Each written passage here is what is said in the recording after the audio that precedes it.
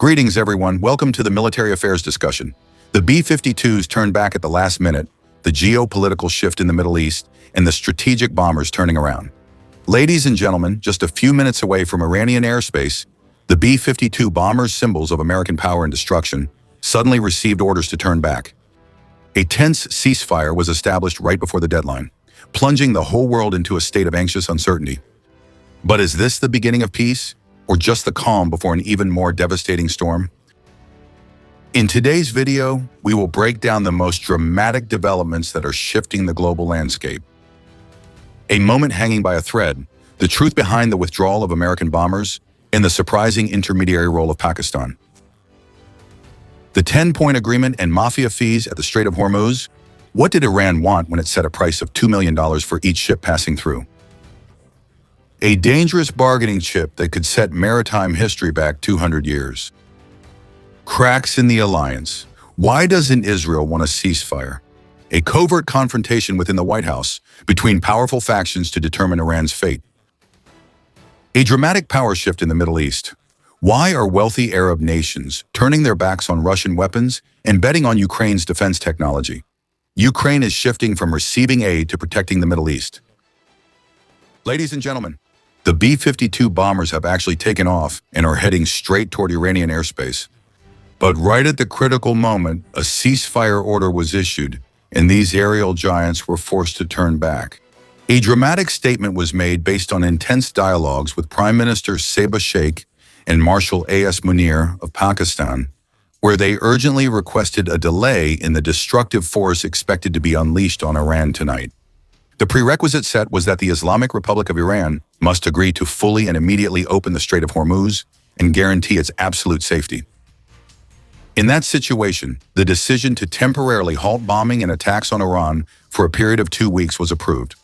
This will be a bilateral ceasefire, an extremely important issue because we need to remember that Israel is also an inseparable party to the conflict. The reason behind this setback is that the United States has declared it has achieved far from all the military objectives set, and is also getting very close to a final agreement for lasting peace with Iran in particular and the entire Middle East in general. The United States has received a 10-point proposal from Iran and believes that this is a practical basis that can be used for negotiations. Most of the intense points of conflict between the two countries in the past have now found common ground. The next 2 weeks offer a prime chance to complete and implement this agreement under the President of the United States, benefiting other Middle Eastern countries as well. It is truly an honor to see this decades-long difficult issue gradually coming to an end. A few key points need special attention. Most importantly, the United States has achieved exactly what they asked for, in the literal sense. In recent days, the proposals sent by Washington have all revolved around a ceasefire, opening the Strait of Hormuz, and then moving towards long-term peace negotiations. And surprisingly, that's exactly what Iran has agreed to. This is not just a unilateral statement from one side, because Iranian media is broadcasting this message on national television channels across the country. They confirm the ceasefire, but are trying to spin it as a retreat by the United States. The most dramatic part is this ceasefire was announced only about 90 minutes before the deadline. As mentioned, when the jet squadrons and bombers were on their way to carry out their mission, they received orders to turn back, a clear sign that the agreement had already been reached. From Tehran's perspective, it seems they will comply with this commitment because even Iran's supreme leader personally approved the temporary agreement for 2 weeks. However, it needs to be made clear that this is not a permanent solution, but only a temporary ceasefire to maintain a situation without gunfire, shelling, or missiles while the rounds of negotiations continue. This is definitely an optimistic sign, especially when recalling the tragic scenes this morning, when Iran called on university students and even young children to go to power plants and bridges to form human shields to prevent airstrikes from the United States. As this information is being reported, new details about the agreement are continuously being updated. Another important detail is that Israel is also participating in this temporary ceasefire and will suspend the U.S. bombing campaign. However, the situation suddenly became extremely complicated when just a few minutes after President Trump announced the ceasefire, missiles were still launched from Iran toward Israel. In fact, one of them was intercepted right in the suburbs, according to Avi. This could be anything, just like what we saw during the 12-day war, where even though the ceasefire was publicly announced, both sides still fired their final salvos or responded to attacks that hadn't stopped yet. Hopefully, this isn't the factor that breaks this fragile peace, but just a delay in transmitting orders throughout the chain of command. It's possible that the Iranian leaders agreed, but their military is operating too independently. In Iran, the command system appears disrupted after several assassinations. Although top officials agreed to a ceasefire, some lower-level units still control missiles and keep firing. Things got even more complicated with Israel's intervention in Lebanon. News channels from Lebanon suggest that the arrangement is actually only between the United States and Iran, and Israel and Iran, so no one is sure what will happen in Lebanon. It is assumed that when Iran ceases fire, its proxy force Hezbollah will also stop attacking Israel. But a big question that remains unanswered is whether Israel will withdraw its troops from southern Israel, because according to the available information, Israel only entered southern Israel to establish a buffer zone. This is a very difficult knot to untie. The situation is more complicated because Israel apparently doesn't want the United States to accept this ceasefire.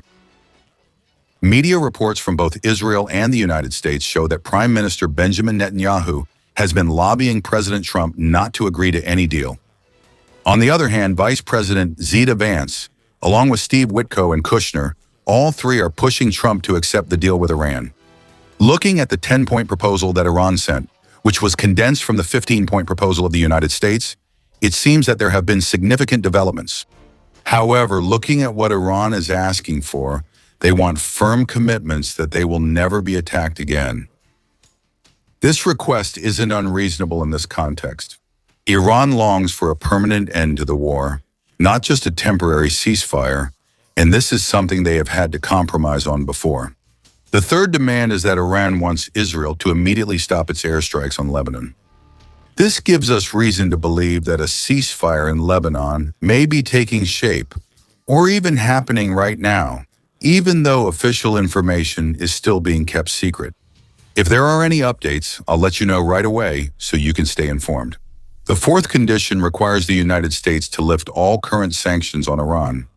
The fifth condition is to end all fighting in the region targeting Iran's allies, specifically Hezbollah, because at the moment it seems that no force is actually attacking the Houthis. In response, in the sixth condition, Iran commits to reopening the Strait of Hormuz. In the seventh condition, however, they made a highly controversial proposal to charge up to $2 million per ship passing through. This will likely be a major point of contention, and Iran may realize they are unlikely to achieve this. They included it in the proposal mainly as a bargaining chip, in order to exchange it for other more important concessions. Why do I assert that Iran will never collect that fee? Because if this is established, it will lead to global chaos. Veteran geopolitical experts have raised the question, if Iran collects $2 million per ship, then what would stop the United Kingdom, Spain, or Denmark from doing the same on their own coasts? Businesses and citizens in those countries would immediately pressure their governments to also charge passage fees for ships passing through their straits. The world would then be pulled back 200 years of time when freedom of navigation was still a luxury and countries openly collected mafia-style fees in exchange for safety. We have made efforts to escape from that world to build an international maritime order, where ships can pass freely without fear of pirates or unreasonable passage fees. Iran knows this very well, but they still use it as a negotiation tactic. The eighth point is also related to this issue, as Iran wants to share the collected fees with Iran. Ninth point, Iran will provide safe passage rules through the Strait of Hormuz. And finally, the 10th point, the money collected from the strait will be used for the reconstruction of the country instead of war reparations.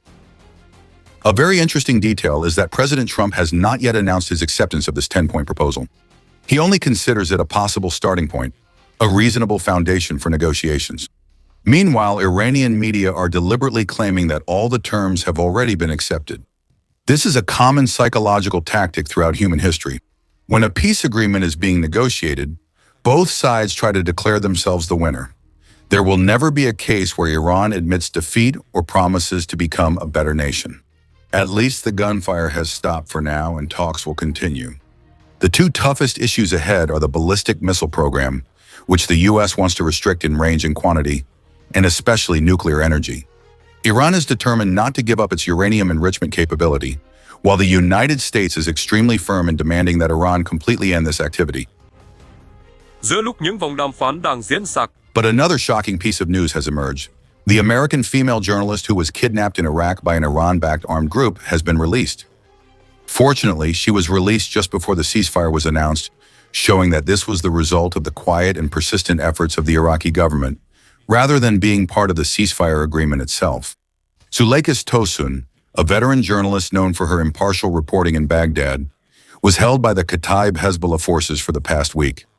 She was freed just a few hours before the deadline set by President Trump expired, at a time when Iran's power plants and bridges were already in the sights of American firepower. At this moment, the Iranian foreign minister has also issued an official statement, and I believe he is the key figure in this situation. On behalf of the Islamic Republic of Iran, he sends his deep gratitude to Prime Minister Shahbaz Sharif of Pakistan and Marshal Asim Munir for their tireless efforts to restore peace. Based on the 15-point proposal from the United States and the U.S. President's acceptance of Iran's 10-point proposal as the basis for negotiations, Iran's Supreme National Security Council has declared that if attacks against Iran cease, their military will halt all defensive operations within 2 weeks. Transit through the Strait of Hormuz will be coordinated by the Iranian military, considering technical restrictions.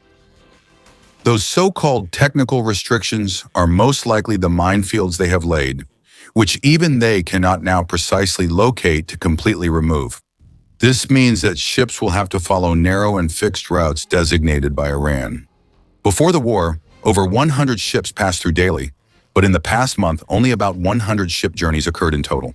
This congestion will create a maritime traffic nightmare, as a large number of oil tankers are waiting to enter and exit. However, this is still great news for Asian and European countries that are on the brink of exhaustion due to oil shortages. Only time will tell how long the ceasefire will last, and to understand why Iran acted this way, we need to look back at the history from the 19th century under the Qajar dynasty to see how decisions from the past still haunt and influence the present of this country. The world is witnessing an astonishing and pivotal geopolitical shift, as Arab countries are gradually abandoning their traditional alliance with Russia to choose Ukraine as their top strategic military partner. Recently released footage in the Middle East captured the dramatic moment when Ukrainian interceptor drones destroyed a series of bombers right in the sky. In the context of Arab dynasties now putting their full trust and resources into Ukraine's battle-hardened defense model, this marks a turning point. ngoạn mục trong cán cân quyền lực khu vực. As new alliances are being formed and Russia is gradually losing its dominant position. What's notable is that many versions of these destroyed drones are currently being upgraded and used by the Russian military, which means Ukraine's systems are proving extremely effective at countering Russian military equipment right outside Ukraine's borders. Currently, more than 200 elite Ukrainian air defense experts have been deployed across countries in the region, where they are directly confronting drone attacks from Iran and helping to build solid steel shields right on the ground. This rapid political shift stems from a harsh reality. Ukraine is providing a practical, battle-tested solution against the growing threats of drone strikes and ballistic missiles spreading throughout the region. These solutions are forged from hard-earned experience on real battlefields, not just empty theories on paper. The countries in the region are openly taking Kiev's side with decisive actions. Azov-Sol has reached a defense cooperation agreement, paving the way for arms contracts, technology transfers, and direct investment in defense production. Qatar is also not staying out of the game, having signed a 10-year strategic partnership focused on joint production and long-term capacity building to deal with modern air threats. Meanwhile, the UAE has engaged in extensive cooperation, including energy support, supplying diesel and other essential fuels, while maintaining Ukraine's logistical lifeline and military infrastructure, even during the most severe disruptions. All these moves show that Ukraine is no longer just a recipient of aid, but is gradually becoming a reputable provider of security solutions worldwide.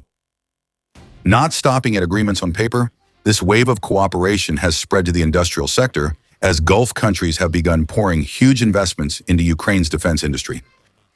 Reports have shown a connection between the UAE and an investment worth nearly $1 billion in Ukraine's defense technology company 5 Point, demonstrating the trend of seeking and supporting technologies that are scalable and have proven effective in combat.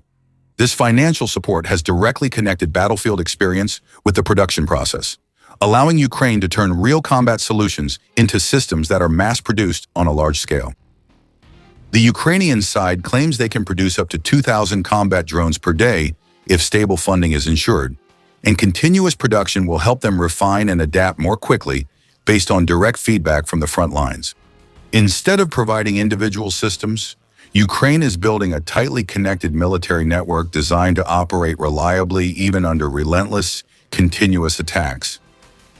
Instead of isolated systems, the current focus is on creating an integrated structure capable of detecting threats from a distance, tracking them in real time, disrupting their guidance systems, and destroying them before they can reach critical targets. On this defensive front, radar systems play a central role in early warning, providing vital data for timely interception, while electronic warfare systems will neutralize enemy signals, rendering enemy drones uncontrollable. All these elements are integrated into a multi-layered air defense structure, where each system contributes to a continuous process from tracking and jamming to complete destruction. This also highlights the fact that Ukraine is not only providing equipment, but also transferring operational doctrines and practical knowledge that have been honed through relentless missile and drone attacks. A prime example is the use of the Patriot system, where Ukrainian crews have adapted and operated it so effectively that even the United States is now learning from their methods, turning Ukraine into a new source of operational doctrine for the world. This is the formation of a new security framework built around Ukraine's real combat experience. If capital from the Gulf continues to flow in, and these partnerships develop into long-term production and training agreements, Ukraine will secure sustainable funding and stable demand for its defense industry. When Gulf countries begin to rely on Ukraine's systems to protect themselves against threats from Iran, their security will be tied to Ukraine's capabilities. If this structure continues to develop, Russia will not only be facing Ukraine alone on the battlefield, but will be confronting a vast network whose stability depends directly on defeating attacks from Moscow. So do you believe that this 2-week ceasefire is a real step toward peace, or is it just a temporary pause for both sides to prepare for a larger, full-scale offensive?